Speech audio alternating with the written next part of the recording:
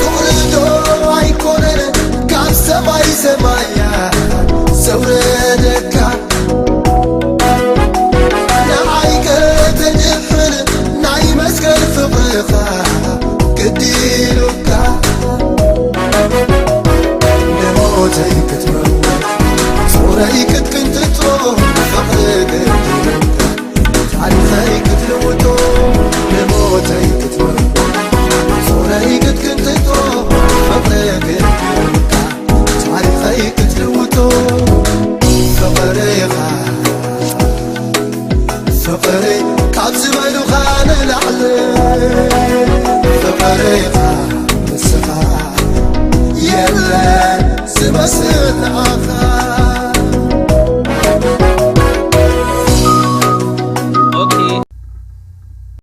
نايلوم مصنعت مصحف قدسنا كمتي ايوبا بوست زغبرنا زلو كاب لوقاس 24 كاب حادك 35 زلوي بستقالنا مطان كفافيلنا خنريو كنفتلينا مالتي كاب حادك 12 خنببيمو كابو جميره نتحت خيده مالتي بتا قداميت معلت سمون اتي زدالو شتو حيزن كالوتن مساتاتن انغيهن نابت مقابر مصا اتامنخا خابت مقابر تغلبيطو رخبو ابو اتين كاسغا غويتانا يسوس هيرخبان كونه دما بزعبازي كغرما كلوان نو برر زبل كداونتي تخدنو كلت سباي اب قدمين دوبلو فريحن غصنا مدري مس ادننا نساتهم نمنتايك نتهياو اما اخر موتات دليو اللهن نسوس تنسي ابزي يلون نتي اب غليلا هولو ودسب ابيد حطان كوهاب كسقالن بسالساي معالتن كتسئن بغديلو زنغركن ذكرو بلون نتزربو خا ذكرو كابت مقابر تمليتن دما از كله نتوم 10 حدا نتوم كالوت كلهم نغرهم تي اتن ازي نحواريا زنغرا دما ماريام بعلت مغدلان يوحنان ماريام ادياقوبن مساتاتون نون كالوت انستين از زربازي اب قدميوم كم اشنت مسيلو تراي ومسي اي امنوونن بيتروس غزانا تنسيو نابت مقابر غوي دنن انتبلخا اتمغنز طراي تنبيرو راي بتي زخونه بلود بونا تغرمه نابيتو تملس يبلنا يسوس غويتاي ابز حلفه سمون انتاينا رينا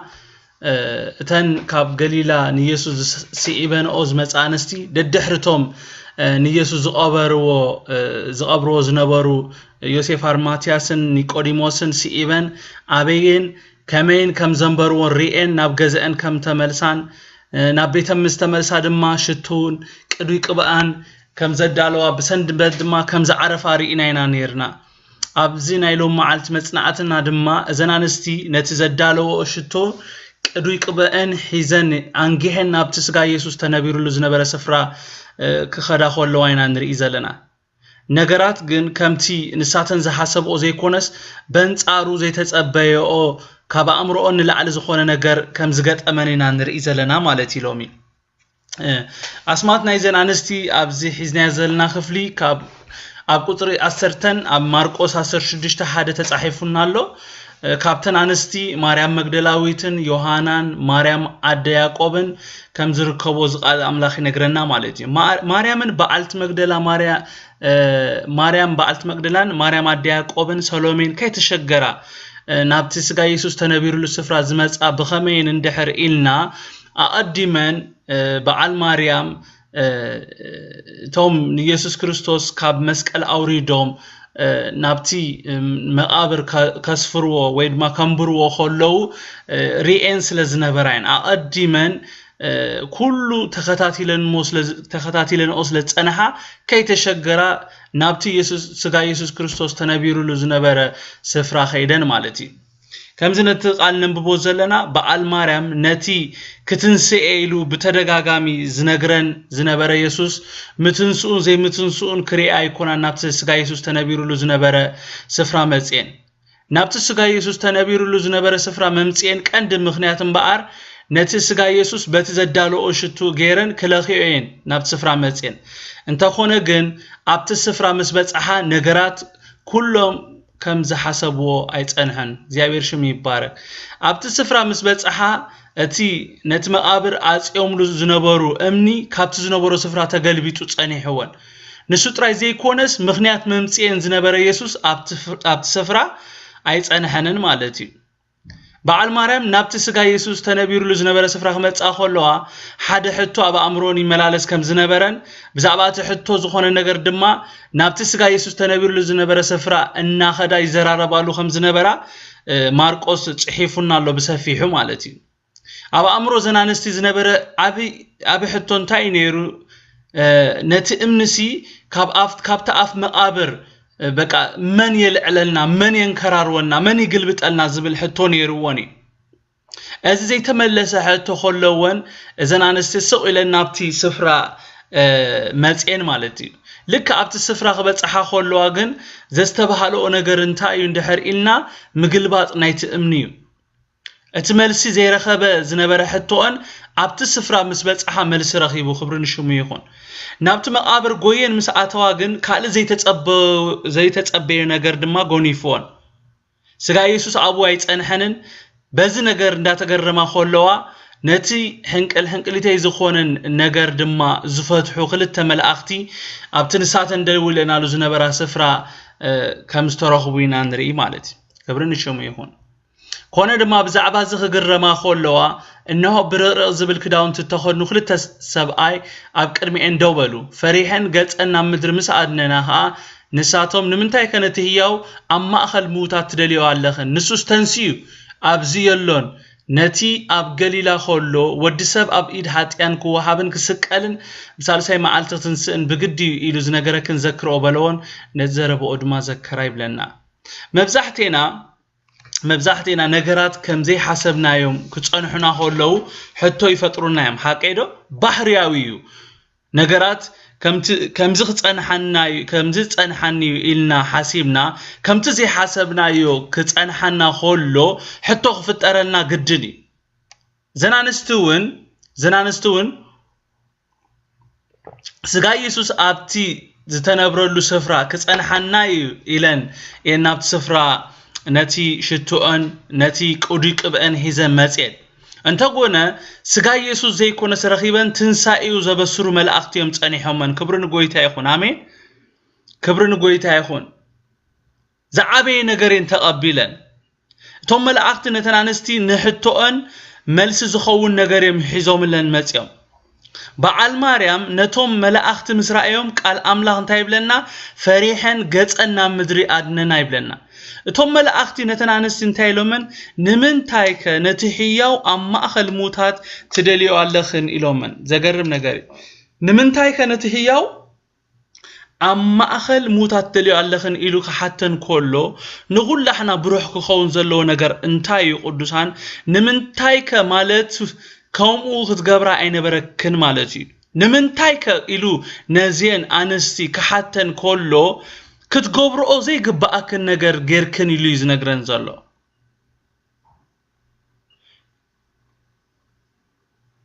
ንምንታይከ ኢልና ንብሎ ነቲ ኣቐዲምና ዝሓበርናዮ ሰብ እዩ ሓቀይዶ ንምንታይ ከምዚ ትገብር ኢልና ንዛረቦሲ ኣይትግበር ኢልና ንስተዛረብናዮ ሓቀይዶ ኣቐዲምና ንዝሓበርናዮ ሰብ እዩ ምሽ ከምዚ ትግበር ኢለካ ነይረ ወይ ድማ ስለምንታይ ትገብር ንብሎ ማለት እዞም መላእኽቲ ንምንታይ ከነቲ ህያው ኣብ ማእኸል ሙታት ትደልዩ ኣለኽን ክብሎን ኮሎ እንታይ እዮም ዝብሎን ዘለውን ኢየሱስ እኮ ኣቐዲሙ ዝነገር ከይኮነ ኮሎ ሞይቱ ከምዘይተርፍ ነጊሩክን ነይሩ እንተዘይነግረክን ነይሩ ደሓን ንሱ ግና ብተደጋጋሚ ወዲ ሰብ ኣብ ኢድ ኣሕዛብ ተሓሊፉ ክወሃብ ክጽረፍ ክግረፍ ክዋረድ ክስቀል ክመውት ክቕበርን ኣብ ሳልሳይ መዓልቲ ድማ ከምዚ ትንስእሲ ቢወት ኮሎ ነጊሩክን ነይሩ ንኢየሱስ ነቲ ህያው ኣብ ማእኸል ሙታት ክደልዮ ኣይግባእክን ነይሩ ዝብለን ዘሎ እግዚአብሔር ይመስገን ቶም መላእኽቱ ነተን ፈሪሐን ዝነበራ ኣንስቲ እንታይ ኢሎመን እቲ ንስኻትክን ትደልዮ ዘለኽን ኢየሱስ ተንስኡ አሜን ካብዚ ዝኣቢ ብስራት የለን እኮ ንኣን ኣብዚ የለን ኢሎም نتي يسوس مسؤوم كله استزاربن قال بمزخخار حقنت نايتي زبلو زلو قال مالت متنسعنا يسوس كرغاغصولن كله نري كبرن شوم يكون امين نبعل مريم بقى تنسعي يسوس كامنا زغبرن انتاي اندحر إلنا ازوم ملائكتي يسوس كريستوس بهيوت كله هياو كله اما اخلهم كملالس كله زتزاربهم قال بمزخخارومي حقيده قدسان نتزربو زكراين زبل نسوس تنسي ابزيلون نت اب غليلا كله ودسب اب ايد حاتان كوهابن كسقلن بسالساي معالتك تنس بغدي يدو زنغركن زكرو بلون نتزرباو خا زكرا زربانا يمن زربانا يسوسين زكرن زنانستي يسوس كريستوس بهيوت كله بتدغاغامي نهولم دق مزامرتو ززاربو زنبره مالتي لكت نتي يسوس اب غليلا مسوم كله استزاربن قال ززاربهم قال مساز زخاخر وانتنانستين تايغيرن كابت مقابر وصين نابتتوم حواريا زلو سفرا تمليسن تنساء يسوس نتوم أسرتو حدا نتوم كالو دق مزامرتي أبسيرن كبر نشمو يخون ولاكوا زربا بعال مريم اب قدم اتوم نزب السرات زسمعو كلهم عشنت مسيلين تترعيهم نتي زسمعو قال انت زي امنو بيتروس جن نتي سمعو نجر سمعو سوق كبل سلازي خالو نابتي سغا يسوس تنبيرو لزنبر سفرا كغوي كولو نري ابزي بيتروس طراي زبلنا ابتي يوحنس جن كمتي يوبا طقسو صنحه كلته دق مزامرتهم زغوي ينغرونا يمتم كالوت كفلي I think يوحنسن بيتروسن يوميل يحسب مالتي እዚ ዘረባዚ ኣብ ቅድሚኦም ከም እሽነት መሲሉ ተራእይዎም ሲ ኣይኣመንዎን ጴጥሮስ ግና ተንሲኡ ናብቲ መቃብር ጎየ ድንን እንተበለ ኸኣ መግነዝ ጥራይ ተነቢሩ ረአየ በቲ ዝኾነ ብልቡና ተገረመውን ናብ ቤቱ ተመልሰ ይብለና ጴጥሮስ ናብ ስፍራ ምስከደ ዝረአዩ ነገር እንታይ እዩ እንተሪና ነቲ ኢየሱስ ተገኒዙሉ ዝነበረ ጨርቅ ጥራይ ይሪ በቲ ዝረአዩ በቲ ካብ በዓል ማርያም ሰምዖ ነገር ከኣ እናተገረመ بمجرم نبيتو كم استملسين نجرنا مالتي كبا أسر سلسة أسر شديشن تايب لنا إنه خا بتام عالتي أكل التخاباتاتهم كاب يروشاليم سسا ستاديوس زمرحة إماهوس نبتبع العادي يخدو نبرو نساتهم كأبت الزخونة كله نجر نحد حدهم يزراربو نبرو كون دماغ الزراربون كم مرامرون كله يأسوس بعلو قريبو مساتاتهم كده كيلالي وجنا عينتهم تصوير النبرايب لنا ازومنا بإماهوس تبهال عدي زخودو زنبورو خلطة سبات قعزوهم معاسيهم جميروم اندحر إلنا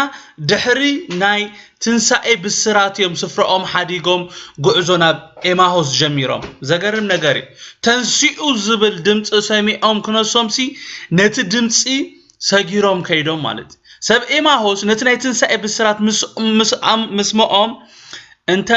انت واحدة قروب معالتات كتصبي متقبو ما يكون عندي أدرسان أتليس اسكي حق دي أي حق نيلوم سي قرب معالتات سي وسيهم كتش عنحن يروهم تحرر كهادو ترليم مهادو نيرو مالتي ازوم سبات جن بعال مريم مسين ملأختي خمز رأيا تنسي زبل دمتي خمز سمعة ملأختي خمي جيروم نتقال خمز الزخاخروون مس نجرهم نجيرنهم كلواس تنسي تبقيسهم كيد نتي زربان يبقى المريم كم إشنت بموصار نتي تنسي زبل بالسرا سلازي آمنوا نتي يسوس مسؤوم كله زبولهم بمرسع بك أنا يسوس نجر أبزب كعيلهم ناب عدم خو أزو خلون ري مالتي إزوم سبات ناب إمهاوس مخادم انتاي زريئنا إزوم سبات قدا يسوس أبكيعو قدا يسوس تقابيرو تاريفي ناب زبل أمنت كم زبعاتوي زريئنا حق أيدو قدسان نزي كابتي نحر حدهم ززاربو زنبورو زربان كابتي مسيسو زغبورو زررب كنرئي نخلينا أوروماي كم زبولوسي كابتي زرربوم كابتي نحر حدهم ززاربوون كابتي مسيسو تزاربوون كنردع نخل مالتي أب قصر 14 تايب لنا نساتهم كأبت الزخونة كلو نجر نحر حدهم يزاربو نبورو لنا بتي الزخونة كلو نجر نحدهم يزراربو نبرو خبلنا خلو أمون جزرربهم اتناي بعال ماريام زرباون الله حقا يدو قدسان بزعبا نساتهم كا بيت الزخونة كله نقر نحاد حدوم يزاربون يرم كبلو خلو بزعبا كله توبيكيم زاربون يرم زوم كل التسابات بخامي كوميل كان دحر إلكمني حدا إذن ببوزت أنا حنا قال بزعبا منتهي يعللوهم زنبري نقرناي مهناتهم بزعبا كلهم زاربو يم زنقرنا زلو بخلا أي درجة دما زوم كل التسابات نيسوس بزعباتي أب يروشاليم استفدت أما في التسامي أب زنقرلو ساعات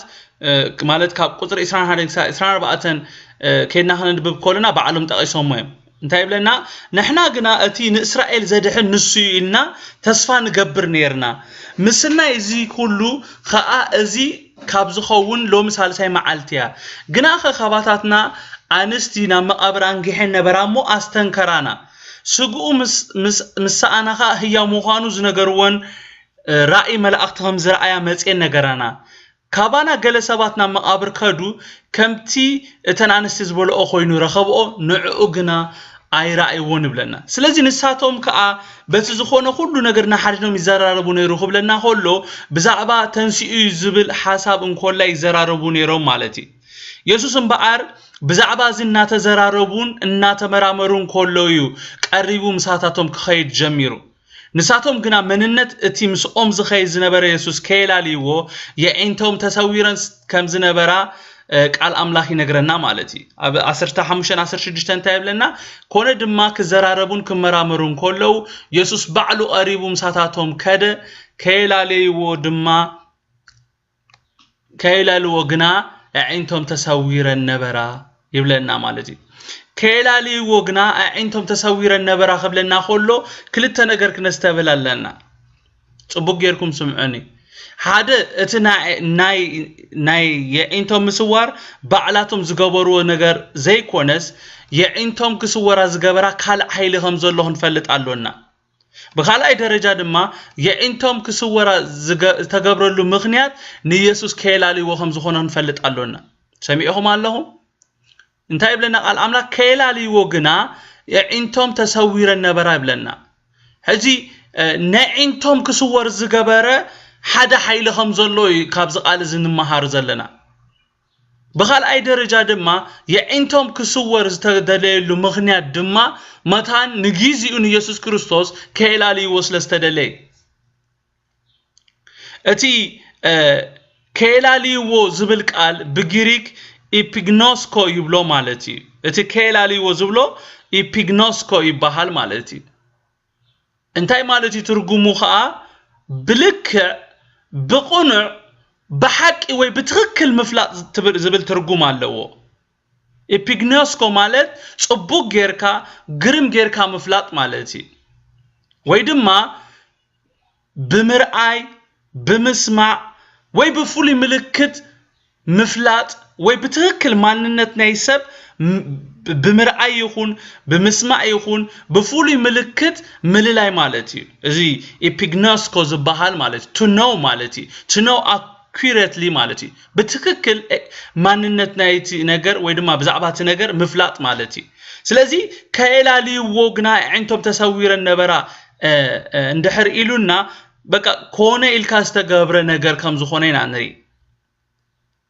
ስለዚህ ከላሊ ወይ እንተ ተሰውረነ ከብለና ሆሎ እንታይ ማለት እዩ በትክክል ማንነት ናይ ኢየሱስ ብምርአይ ይኹን በድምጽ ይኹን በፉሊ ምልክቱ ብዙኾነ መንገድ ከላሊዎ ሓደ ኃይሊ ንዒንቶም ከም ሰወረና ንርኢ ማለት ንኹሉ ነገሮም ከም ሰወረና ንርኢ እቲ ተሰዊሩ ወይ ምስዋር ዝብል ትርጉም እንድሕር ፈሊጥና የጥራይና እዚ ክብሎ ጽናሕኹ በቀሊሉ ክንርድኦ ንኽእል ማለት እዩ إذا تسويرن إذا عندهم تسويرن زبل قال بإنجليزية أنت يبلو هولدن يزبلو أنت مالتي بغريك دما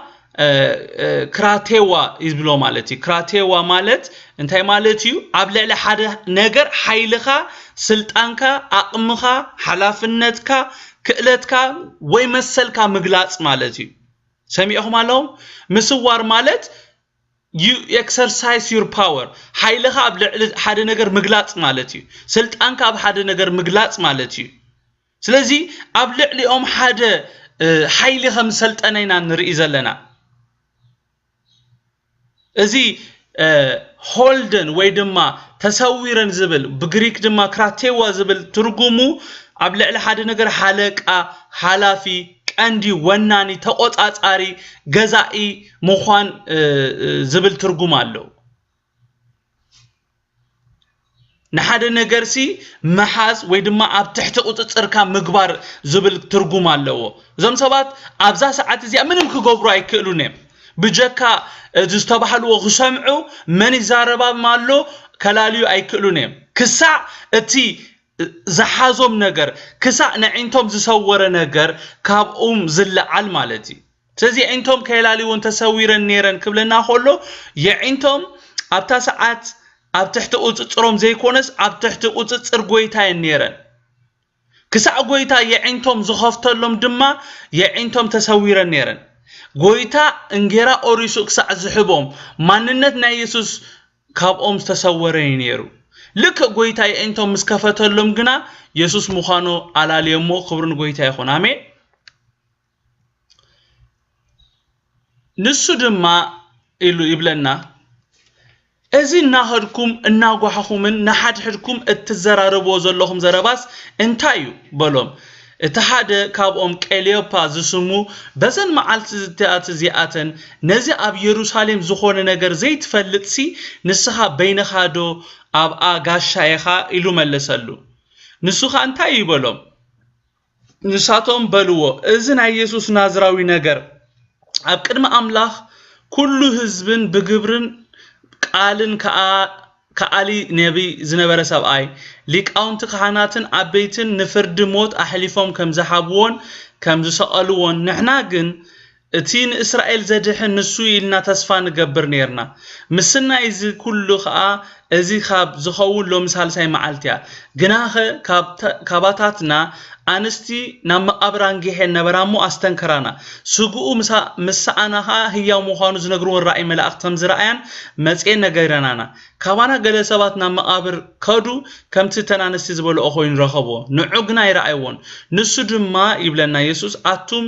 ነቢያት ብስተዛርቦ ሁሉ ንምእማን ልቦም ዝደንጎይ አያሹ ክርስቶስ እዛ ሐሳረ መከራዚ ክጸግብ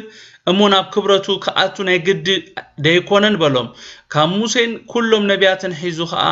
እቲ ብዛዕቡ ኣብ ኩሉ ጽሑፋት ዘሎም ክትርጉመሎም ጀመረ ብለና ኢየሱስ ነቶም ዝጀመርዎ ጉዕዞ አቋሪጾም ናብ ኤማሆስ ዝኸዱ ዝነበሩ ሰባት እንታይ ኢሉዎም እዚ እናኸድኩም እናጓሐኹም እናሓድክድኩም እትዘራርቦ ዘለኹም ዘረባሲ እንታይ በሎም ጎይታ ኢየሱስ ብዛዕባ እንታይ ዘራርቦኹም ዘለው ስለዝጠፍኦ ይኮነ ነዚ ሕቶ እዚ ሓቲቶም ሓቀይዶ ኢየሱስ ነዚ ሕቶ ዝሓተቶም ስለምንታይ እንድሕር ኢልና ሓደ መእተው ክረክብ እዩ እንድሕር ሓደ ሰብ ሓቲቱና ናይ ግድን ምላሽ ንህብ ኢና ኢየሱስ ነቲ ዝመጻሉ ዕላማ መታን ናብ ሽቱኡ ኸብጽሕ ነቲ ዕላል ብሕቶ ጀሚርዎ ማለት ከም ዝኾነን ብወጸናሕና ኢየሱስ እዚ እናኸድኩም እናጓሐኹም ናሓድሕድኩም እናተዘራረብኩም ዘለኹም ዘረባስ እንታይ ኢሉ ምስ ሓተቶም ሓደ ካብኣታቶም እንታይ ኢሉ መሊሱሎ በዘን መዓልትታት እዚኣተን ነዚ ኣብ ኢየሩሳሌም ዝኾነ ነገር ዘይትፈልጥሲ ንስኻ በይንኻ ኣብ አጋሻይኻ ኢሉ መለሰሉ ንስኻ እንታይ ይበሎም ይብለና ኢየሱስ ነዞም ሰባት አበይ ከም ዝሰሓቱ ክነግሮም እንድሕር ኮይኑ ናይ ግድን ብዛዕባ እቲ ኩነታት ዘለዎ ምርዳ ክሰምዖም ኣለዎ ኢየሱስ ማዓሲ ክዛረብ ጀሚሩ እንድሕር ኢልና ክልቲኦም ተዛሪቦም ምስ ወዲ እዩ ሓቀይዶ ቅዱሳን ኢየሱስ ክርስቶስ ማዓሲዩ ሓሳቡ ክዛረብ ጀሚሩ ማዓሲዩ እትናቱ ፖይንት ክዛረብ ጀሚሩ እንድሕር ኢልና እዞም ሰባት ነቲ ክብልዎ ዝግብኦም ወይ ድማ ነቲ ክብልዎ ዘሎም ነገራት ክሳዕ ዝውድኡ ብምጽባይ ቅዱሳን ካብዝ ንመሃሮ ብዙሕ ነገራት ኣሎ مسمع خساع كندي أدل كم زبكا خنفلت علنا اندحر صبوك غيرنا سمعنا طراينا عاد معي زخون ملاش كنهب نخل يسوع كريستوس ابين معاسن ابيناي بوتا خمستغاغي كحبرو من دحر كوينو كسمعهم نيرو حساباتهم كرداء نيرو شعوت خزاربو زغبو نجر يقللو مالتي ኢየሱስ ክርስቶስ ድሕራስ ተብሂልና ሉብ ዝቃለዚ ምንም አይዛረብኒ ቀሌዮፓ ተዛሪቡ ክሳዕ ዝውድእ ክልቲኦም ተዛሪቦም ክሳዕ ዝውድኡ ብዛዕባ ናቱ ታሪክ ነጊሮሞ ክሳብ ዝውድኡ ኢየሱስ ክርስቶስ አፉ ይከፈተ ዳሃሪዩ ሐሳቡ ክገልጽ ጀሚሩ ማለት እዞም ሰባት ንኢየሱስ ብዛዕባቲ ቅድሚ 3 መዓልቲ ዝተፈጸመ ነገር ክነግርዎ ኾሎይና ንርኢ ዘለና ኢየሱስ ክርስቶስ ከም ዘይፈለጠ ከሓቶም ኮሎ ንርኢ ማለት እዞም ሰባት ከምቶም ካልኦት እስራኤላውያን ብዛዕባ ኢየሱስ ዘለዎ ምርዳ ጉጉይ ነይሩ ወላካ ብዛዕባ ኢየሱስ ጽቡቕ ምስክርነት ኣብ ቅድሚ ኢየሱስ እንተመስከሩ እታ ድሄሮም ዝበልዋ ነገር ግና ኣብ ቅድሚ ኢየሱስ ክንቀፉ ገይርዎም ብዛዕባ ኢየሱስ እኮ ጽቡቕ መስኪሮም ብግብርን ብቃልን ኢሎምሲ ብዛዕባ ኢየሱስ ክርስቶስ ጽቡቕ መስኪሮም እታ ኣሞዳእታ ግን ዝተዛረብዋ ቃል ግን ከም ዝዝለፉ ገይራቶም ማለት እዩ እዞም ክልተ ሰባት ከምቶም ካልኦት እስራኤላውያን ኢየሱስ ካብ ኢድሮማውያን ከናግፎም ናይ ባዕሉ መንግስት ድማ በእስራኤል ካኡም የምጽበይዎ ነይሮም እንተኾነ ግን እቲ ነገር ከምቲ ዝሓሰብዎ ከም ዘይኮነ ምስራአዩ እቲ ዝተተስፈዎ ተስፋ ከንቱ ከም ዝኾነ ምስራአዩ ታይም ገይሮም በቃ ናይ ኢየሱስ ነገር ናይ ኢየሱስ ታሪክ ኣብዚ ኣብቂዕሎም ስፍራኦም ሓዲጎም ክጓዓዙ ኾለው ኢና ንርኢ ኢየሱስ ድማ ኣብ ከምዚ ኣብ ናይ ተስፋ ምቁራጽ ኾለው አምናይ አማርኛ እንታይ ይዝብሎ መሲልኩም እንደዚህ እየተወለጋችሁ ማለት ከምዚ ቀምሲልኩም እና አምሶልኩም ተኾዱሲ እና ሐረርኩም ማለት ከምዚ እና አምሶልኩም ተኾዱሲ እንታይ ተረኺቡ ኢሉ ይዛሓቶም ኢየሱስ ክርስቶስ ነቲ ዝብሎ ሁሉ ኢሎም ክሳዕ ዝውድኡ ድሕሪ ምጽባይ እንታይ ገይሩ ክዘልፎም ኮሎ ንርኢ ኢየሱስ ተሽግሮም አምንታይ ከም ዝኾነ ስለዝፈለጠ እንታይ ልዎም ንሱ ድማ አቱም ነቢያት ብዝተዛረቦ ሁሉ ንምእማን ልቦም ዝደንጎይ አያሱ ኢሉ ንዘይ ምእማኖም ክነቅፎም ኮሎ ንርኢ ነዞም ሰባት ስፍርኦም ሓዲጎም ክኾዱ ዝገበሮም ነገር እንታይ እንደሕር ኢልና ነቲ ብነቢያት አቀዲሙ ዝተዘረበ ትንቢተን ነቲ ኢየሱስ በተደጋጋሚ ዝነግሮም ዝነበረ ቃል ብዘይ ምእማኖም ስፍሮኦም ክገድፉ ዝገበሮም ነገር እንታይ እንደሕር ኢልና ዘይምእማን ዝበሃል ዘይምእማን እዩ ስፍሮኦም ክለቁ ገይሮም ስለዚ ዘይምእማን እንታይ ዝገብረካ እንደሕር ኢልና ስፍራኻ ከም ተሓድግ ዝገብረካ ኦሮማይ ከም ትብል ዝገብረካ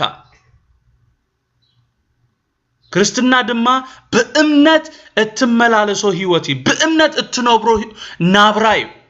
ክርስትና ናይ እምነቲ ጻዲቅ ድማ በእምነቱ በህይወት ይዝነብር ይዝብለና አይኮነ እንዴ ሐቀይደሆሙ ይዝብል ቃል አምላክ እዞም ሰባት እዚአቶም ስፍሮኦም ከሐድጉ ዝገበሮም ነገር ዘይምእማን ምዃኑ ምስፈለጠ ኢየሱስ ክርስቶስ እንታይሉ ዘሊፎም ንሱ ድማ አቱም ነቢያት ብዝተዛረቦ ሁሉ ንምእማን ልቦም ዝደንጎይ አያሹ ይልዎም ጎይታ ኢየሱስ ዝሕጎሰልና ካይመስለና እምነትና ከም ዝኸውን ኮሎ ማለት እዩ ኢየሱስ ክርስቶስ ብዘይ አመንት ተሐጉይሱ አይፈልጥኒ ብዝጠራጠር ተሐጉይሱ ይፈልጥኒ ዋላ እኳ ዘፍቅረና ተሆነ ብዝጠራጠር ተደንቁ ይፈልጥኒ በአመንት ክድነቅ ሪእና ያለና አብ መጽሐፍ ቅዱስና ብዝአምኑ ሰባት እምነቶም ከደንቆ ከዛርቦ ሪእናይና ናይ ሮማዊ እምነት ከደንቆ ሪእናይና ናይ ታኸናአን ሰበይቲ ከደንቆ ሪእናይና በቃ ንብዙሓት እምነትኩም አድሒንኩም ክብሎም ሪእናይና ብዘይ ምእማን ግን ኢየሱስ ክድነቅ ወይ ድማ በቃ ክሕጎስ ሪእና ይንፈልጥ ስለዚህ ጎይታ ክሕጎሰልኩም እንደሕረልኩም አመንት ንኹን ኢየሱስ መሊሱ ዝገበሮ ነገር እንታይ እንደሕር ኢልና ኣብዚ ከምቲ ቶም መላእኽቲ ንበዓል ማርያም ነቲ ዝረስኦ ናይ ኢየሱስ ቃል ዘዘኻኸሩኦም ጎይታ ኢየሱስን ብዛዕባቲ ብዛዕብኡ ዝተጻሕፉ ካብ ሙሴን ኩሎም ነቢያትን ሒዙ ነቲ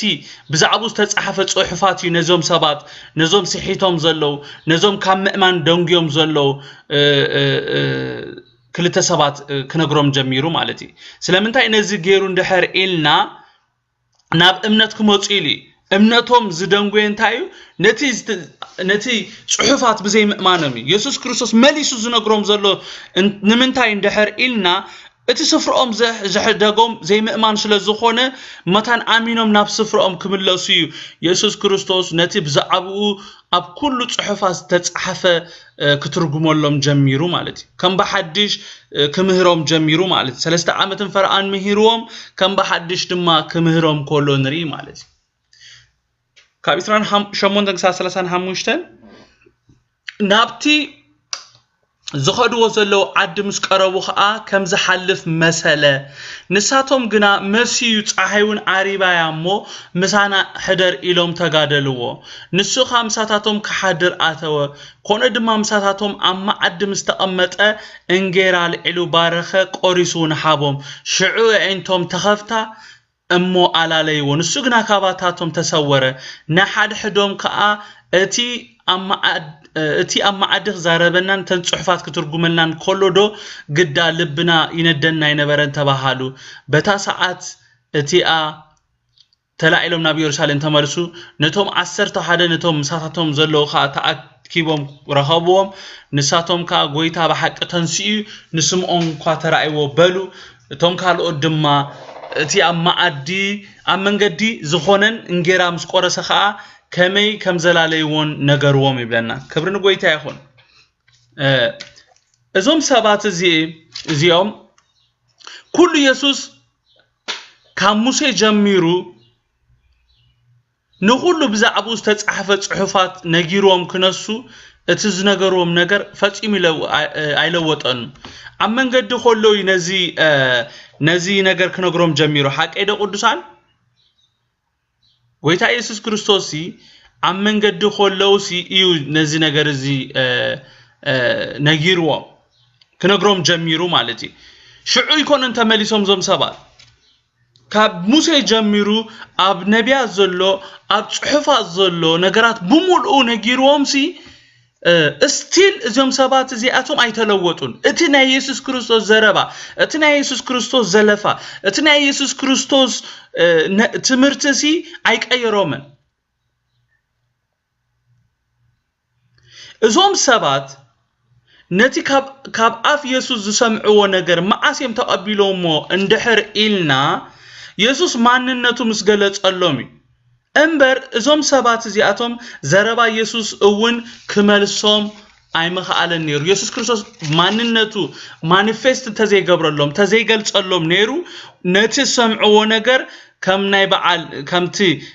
ካብ አፍ ማርያም መግደላዊትን ካብቶን አንስቲ ሰምዕዎ ቃል ሸለሊሎም ዝሐለፍዎ ረጊጾሞ ዝኸድዎ ንናይ ኢየሱስ ዘረባውን ረጊጾሞ መኸዱ ነይሮም ከምዚ ነጥቃል ነንብዎ ዘለና ኢየሱስ ነዞም ሰባት ክሳ ኤማሆስ ዝበጽሑ ሰቢኹዎም ክነሱ ክምለሱ ዝወሰድዎ ስጉምቲ አይነበረን ቃል አምላኽ እንታይ ይብለና ናብቲ ዝኸድዎ ዘለው ዓዲ ምስ ቀረቡ ኸኣ ከም ዝሐልፍ መሰለ ይብለና ኢየሱስ ክርስቶስ ከም ዝሐልፍ መሰለ ይብለና ከሐልፍ መሰለ ክብለና ኾሎ ኢየሱስ ከሐልፍ ከም ዘይደለይ ዘርኤና ሓቀይደ ቅዱሳን አክቲ ዝገብር ዘሎ ከሐልፍ በቃ አክቲ ዝገብር ነይሩ እምበር ከሐልፍ ከም ዘይደለይ ዘርኤና ስለምንታይ ኢየሱስ ናብ ቤቶም አትዩ እንድሕር ኢልና ዘይተወደአ ስራሕ ስለዘሎይ ዘይወደኦ ስራሕ ስለዝነበረዩ ክሳ ናብ ቤቶም ከይዱ ቅዱሳን ክጅመር ኮሎ ኢየሱስ ክርስቶስ ናብ ኤማሆስ ናይ መኻድ ፕላን ስለዝነበሮ አይኮነን ናብ ኤማሆስ መጽዩ ክብርን ሽሙ ይኹን አሜን ዶ ናብ ኤማሆስ ዝመጸ ወይ ድማ ናብዞም ሰባት ምስኦም ኣብ መንገዲ ዝሓበሮም ኢየሱስ ክርስቶስ ኣብ ኤማሆስ ዝብጻሕ ስለዘለዎ ይኮነን ከይዱ ኢየሱስ ክርስቶስ ነዞም ቦታኦም ሃዲጎም ዝኸዱ ዝነበረ በዓል ቀሌዮፓ ክመልስ እዩ ናብዚ ስፍራ መጽዩ ስለዚህ ስርሑ ስለዘይወደአ እዞም ሰባት እዚኦም ስብከት ናይ ኢየሱስ ክርስቶስ ክመልሶም ስለዘይከኣለ እንታይ ገይሩ ስቲል ምስኦም ከይዱ ማለት እዩ ጎይታ መሲሞ በጃኻ ምሳና ሓደር ኢሎም ምስተጋደልዎ ሞ ከሓድር ምስኦም ምስኣተወ እንታይ ይኮይኑ እንድሕር ኢልና ጎይታኦም ምስኦም ኣይሓደረ ጎይታ ምስኦም ሓዲሩ ዲ ቅዱሳን ምሳና ሓደር ኢሎም ሞ ጎይታ ምስኦም ኣይሓደረ ጎይታ ኢየሱስ ክርስቶስ ምስኦም ዝጸንሐ ክሳዕ ስሩሑ ዝውድእ ጥራይ ክሳዕቲ ዝመጻሉ ዕላማ ፈጺሙ ክሳዕ ዝፍጽም ምስኦም ጸኒሑ የዕንቶም ተኸፊቱ ኢየሱስ ምዃኑ ምሳላለይዎ ኢየሱስ ካብኦም ሽዑን ሽዑ ተሰዊሩ ኢየሱስ ስለምንታይ ካብኦም ተሰዊሩ እንድሕር ኢልና ነቲ ኣብ ህይወቶም ክሰርሖ ዘለዎ ነገር ስለዝወደአ ክብር ንሽሙ ይሁን አሜን እቲ ብድሕሪኡ ዝኾነ ነገራት እንድሕር ኢና እንታዩ እዞም ሰባት በታ ሰዓት እቲኣ ተላኢሎም ናብ ኢየሩሳሌም ክምለሱ ኾለው ንርኢ ማለት ኮምፕሮማይዝ አይገበሩን ኣብቲ ዘረባ ኣብቲ ስብከት ኮምፕሮማይዝ ክገብሩ ጸኒሖም እስቲል ቀጽሎም መንገዶም እስቲል ክሳብ ኣብ ኤማሁስ ዝበጽሑ ኸይዶም ዘ ሞመንት ንኢየሱስ ክርስቶስ ዝረአይሉ ግን ሽዑን ሽዑ ተሲኦም ናብቲ ዝሓደግዎ ስፍራ ክምለሱ ኾለው ንርኢ ክብር ንሽሙ ይኹን ቅድሚ ቁሩብ ሰዓታት ኣብ ምጥርጣር ዝነበሩ ደቀ መዛሙርቱ ኢየሱስ እቲ ኣብ መንጎኦም ዝነበረ ኣርስቲ ተቐይሩ ክብር ንሽሙ ይኹን አሜን ጉባኤኦም ተቐይሩ ሓቂዩ ኣይ ሓቂን ተንስኡ ኣይ ተንስአን ስቕልክን ይኽን ኖ ተንስኡ ርኢናይና መላእኽቲ በቃ ኣብ መንጎ ደቀ መዛሙርቱሲ ተመቃቂሉ እቲ ጉባኤ ሲ ተመቃቂሉ ይጸኒሕ ገሊኡ ጥርጥር ነይሩ በዓል ማርያም ከኣሚነን ኣለዋ ገሊኦም ካግረሙ ነይሮም ሓቂ ዶ ይኸውን ተስኡ ዶ ይኸውን ዝብል ቶፒክ ዝነበረሲ ተቐይሩ እግዚአብሔር ይመስገን አሜን ዶ ቅዱሳኔ ናይ ምጥርጣር መንፈስ ወሪርዋ ዝነበረት ጉባኤሲ ትንሳኤው ተውሪ ጉባኤ ኮይና ክብር ንሽሙ ይኹን ነቲ ከም እሽነት ኮይኑ ዝተሰምዖም ነገር ንምስምዖ ንምእማን ሸጊሮም ዝነበረ ጉዳይ ተገልቢጡ ኩላቶም በሓደ ድምጺ አሜን ትንሳኤ ኢየሱስ ክእውጁ ኾለው ንርኢ ክብር ንጎይታ ይኹን ተንስኡ ዝብል በቃ ዜና ኸበስሩ ኾለው ንርኢ ማለት እዩ ንሳቶም ከኣይ ይብለና ጎይታ በሐቅ ተንስኡ ንስምዖን እኳ ተራእይዎ በሉ ይብለና ዘገርም ነገር እዩ ንስምዖን እኳ ተራእይዎ ክብሉ ኾለው እንታይ ማለት እዩ ቅዱሳን ንስምዖን እኳ ትብል ቃል አሉታዊ ዲያ አዎንታዊ ታ ቅዱሳን ንአሉታዊ ዲና እንጥቀመሉ ወይስ ንአዎንታዊና እንጥቀመሉ ንጴጥሮስ እኳ ተራእይዎ ክንብል ኮለናሲ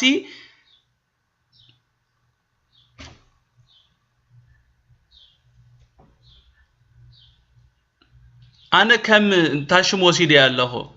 ከምዚ ኔጌቲቭ ወሲድ ያለሁ ምክንያቱም ንጴጥሮስ እኳ ተራእይዎ ክብሉ ኾለው እንታይ ዝራእየኒ ንዓይ ነቲ ሰለስተ ጊዜ ኣብ ቅድመ ዓይኑ ከም ዘይፈልጦ ዝኸሓዶ ጴጥሮስ ንዑ ኸማን ተራእይዎሎ ዘድምጽ ኮይኑ ይስማዓኒ ኣነ ነዚ ቃል ዘኸንብቦ ኾለኹ ንስምዖን ዝተገልጸሉ ስለምንታይ እንድሕር ኢልና ንጎይታ ክደሊ ናብቲ ስፍራ ብምኻዱን እቲ ምኽሓዱውን ንልቡ ሰይርዎይ ንጴጥሮስ መሪር ብኽያት ክኸበኪ ገይርዎይ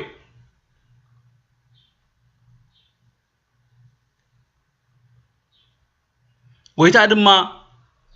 ምስኡ ከም ዘሎ ከም ዘይሓደጎ ክግለጸሉ ኾሎ ንርኢ ማለት ከረጋግጸሉ ንዑ ክግለጸሉ ኾሎ ኣዲሙ ንርኢ ማለት ቅዱሳን ኣብዚ ኣብዚ ሓደ ነገር ክዛረብ ፈቱ ማለት እዩ እቶም ጎይታ ዝተገልጸሎም ብሙሉኦም እንድሕር ርኢናዮም ስምዑኒ ቅዱሳን እዞም ኩላቶም ክንሪኦም ጸናሕና እዞም ኩሎም ጎይታ ዝተገልጸሎም ብሙሉኦም እንድሕር ርኢናዮም ኩላቶም ኣብ ዓቢ ተስፋ ምቑራጽ ዝነበሩ ሰባት እዮም ሓቀይዶ ኩሎም እዞም ኢየሱስ ክርስቶስ ኣቐዲሙ ዝተገልጸሎም ሰባት ኣብ ዓቢ ተስፋ ምቑራጽ ዝነበሩ ሰባት እዮም በዓል ማርያም ኢየሱስ ነአን ሙቺ ነሩ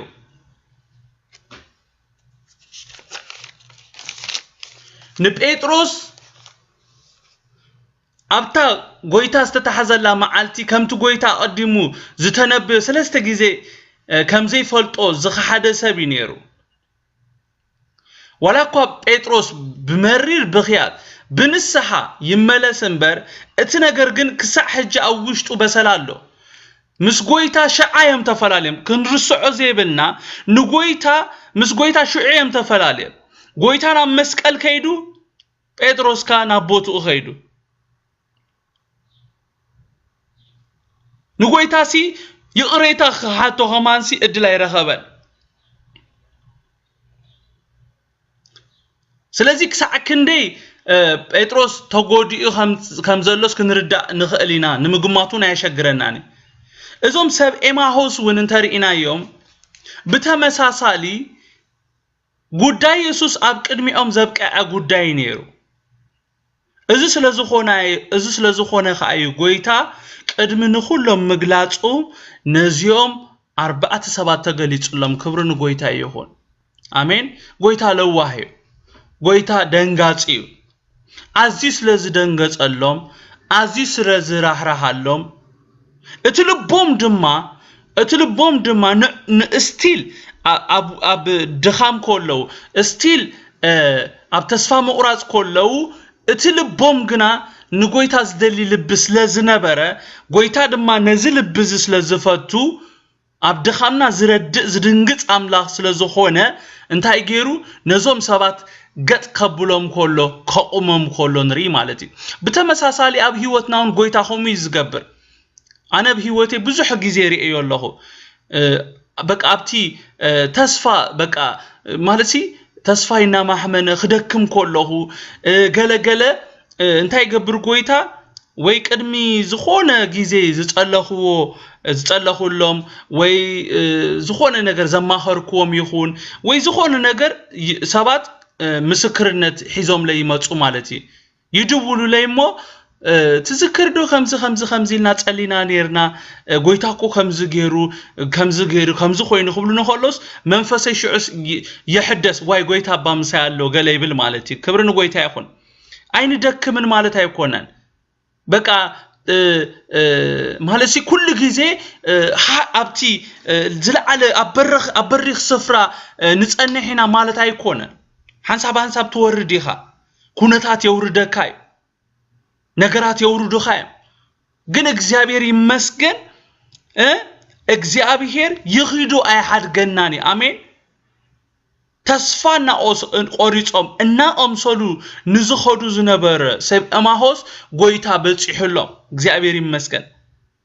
ነተን በቃ ኢየሱስን ዝሞተ በአን ሙት ነሩ ኢየሱስ ነገር ግን እስቲል ሞይቱ ኾነሱስ ዝደሊኦ ዝነበራ አንስተውን ጎይታ ኢየሱስ ክርስቶስ ወላኳ እቲ ቃል እቲ ዝበለን ቃል እቲ ዘተስፈወን ቃል እንተረሰኦሞ ናብቲ ናይ መቃብር ስፍራ ሬሳ ኢየሱስ ክሪአ ተመጻ ኢየሱስ ክርስቶስ ግን ተገሊጹለን እግዚአብሔር ይመስገን አሜን በሐቅ እንታይ ብል መጽሐፍ ቅዱስ በቃ እንድሕር ደሊናስ ዝርከብ አምላኽ ስለዚ እግዚአብሔር ሽም ይባረክ ጎይታ በነገር ኩሉ ይባረኩም ናይሎም ባይብል ስታዲና አብዚያ ወዲና ለና ዳውኩም አልዕልሞ ጸሊና ሆኖዲና